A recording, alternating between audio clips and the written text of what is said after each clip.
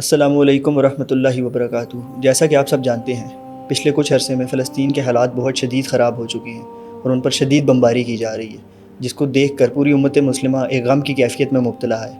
ہر کوئی کچھ نہ کچھ کرنا چاہتا ہے لیکن پھر بھی کچھ نہیں کر پا رہا۔ اسی سلسلے میں معاشرے میں کچھ لوگ ہوتے ہیں جو اپنی استطاعت کے مطابق کچھ نہ کچھ کرتے رہتے ہیں، پروٹیسٹ کرتے رہتے ہیں، لوگوں میں اویئرنیس کیمپینز چلاتے رہتے ہیں۔ اور اسی سلسلے میں ہم نے گزشتہ کچھ دنوں میں دیکھا کہ پاکستان کے مختلف شہروں میں چھوٹے چھوٹے پروٹیسٹ آرگنائز کیے گئے، اور اسی طرح ایک واقعہ پیش آیا کراچی میں، جہاں پر چند لوگ بائیکاٹ کے حوالے سے پروٹیسٹ کر رہے تھے تو وہ KFC کی ایک برانچ کے باہر پہنچے، بٹ جب وہ وہاں گئے تو لوگوں کے جذبات ابھر آئے اور انہوں نے وہاں پر توڑ پھوڑ کی۔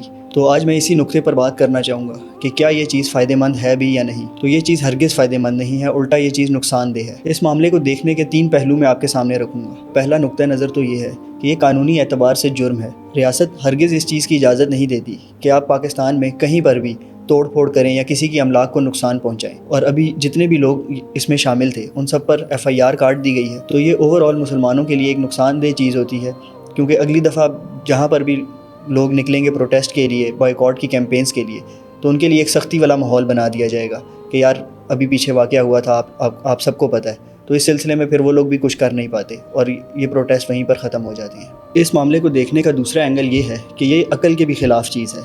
مسلمان کا ہرگز یہ سٹانس نہیں ہونا چاہیے کہ وہ کسی بھی طریقے سے دوسرے مسلمان کے لیے نقصان دہ ثابت ہو۔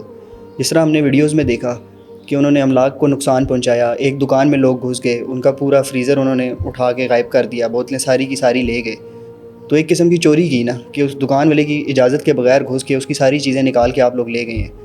تو یہ چیز تو عقل میں بھی آنے والی نہیں ہے۔ اور جب آپ ایسا کریں گے، ایسا رویہ رکھیں گے دوسروں کے ساتھ، بجائے اس کے کہ ان کو پیار سے سمجھایا جائے، تو وہ ہرگز آپ کی بات نہیں مانے گا، بلکہ وہ بھی آپ کے لیے دل میں شدید نفرت پیدا کر لے گا۔ تو یہ چیز عقلی اعتبار سے بھی درست نہیں ہے۔ تیسری چیز، اس معاملے کو دیکھنے کا ایک شرعی پہلو بھی ہے۔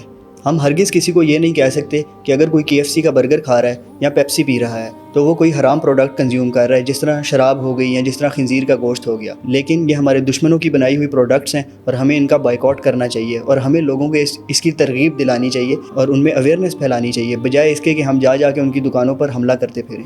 تو ایک تو ہو گیا یہ معاملہ کہ ہم ہرگز اس چیز کو پروموٹ نہیں کرتے کہ لوگ اس طرح پروٹیسٹ میں جا کر لوگوں کے املاک کو اور ان کی پراپرٹیز کو نقصان پہنچائیں۔ لیکن اس کے ساتھ ساتھ میں حکومت کو بھی ایک یاد دہانی کروانا چاہوں گا کہ اگر اس پورے معاملے میں حکومت اپنا مثبت کردار ادا نہیں کرے گی تو لوگوں کے جذبات تو ابھریں گے، اب وہ اس صورت میں ابھریں یا کسی اور صورت۔ تو حکومت کو بھی اس چیز کا خیال رکھنا چاہیے کہ وہ جمہور عوام میں جو سینٹیمنٹ ہے جو کہ فلسطین کے حق میں ہے، اس کی عالمی سطح پر آواز اٹھائیں اور کوشش کریں کہ ہر طریقے سے فلسطین کی مدد کی جا سکے، تاکہ آپ کے اپنے ملک میں بھی اس طرح کے واقعات پیش نہ آئیں۔ اور آخر میں تمام دیکھنے والوں کے لیے ایک میسیج ہے کہ بائیکاٹ کیجئے لیکن علم کے ساتھ، پروٹیسٹ کیجئے تمیز کے ساتھ، اور لوگوں کو دعوت دیجئے حکمت کے ساتھ۔ السلام علیکم ورحمۃ اللہ وبرکاتہ۔